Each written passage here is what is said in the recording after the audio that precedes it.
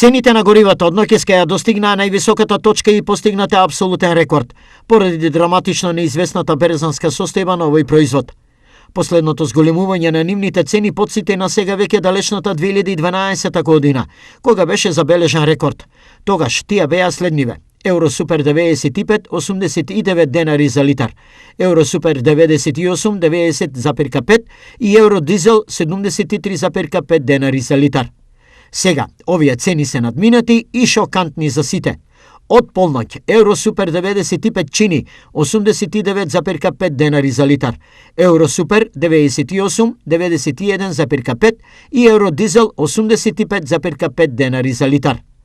Овие цени за граѓаните веќе се граничат со неверување, бидејќи кај нас безмолку нема плата со која може нормално да се купуваат горивата. Нема шанси. До први возам и толку. Нема шанси со овие 70 динара старта, 86 динара нафтата. Што да правим? Не. Не се исплаќа. Не, никако. Ама што да се прави мора? Први кои ќе имаат огромни последици и жесток удар врз работењето се транспортерите, кои во моментов не знаат што со себе. Што значи денес како договарам со некого превоз, додека го вршам превозот за 2, 3 или 4 дена колку што траат превозите, веќе она што сме го договориле е нерентабилно.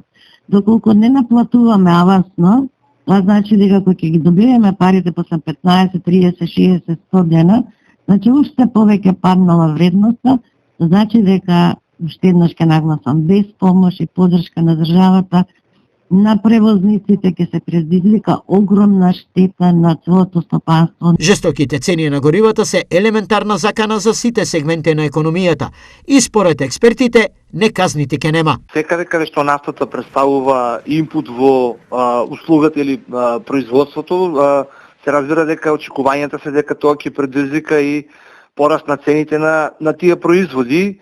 Инаку мораме да напоменеме дека ситуацијата е многу неповолна, значи не очекуваат навистина тешки денови, веќе инфлационата спирала, а реално е дека можно е во идниот период да се разгори, односно да дојде до пораст на цените. Во моментов никој не знае дали и кога цените ќе останат на сегашното ниво, бидејќи реални се претпоставките дека ова можеби не е нивното последно скалило.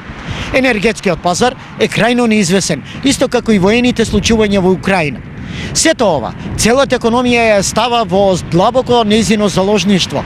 По ова прашање единствени се експертите.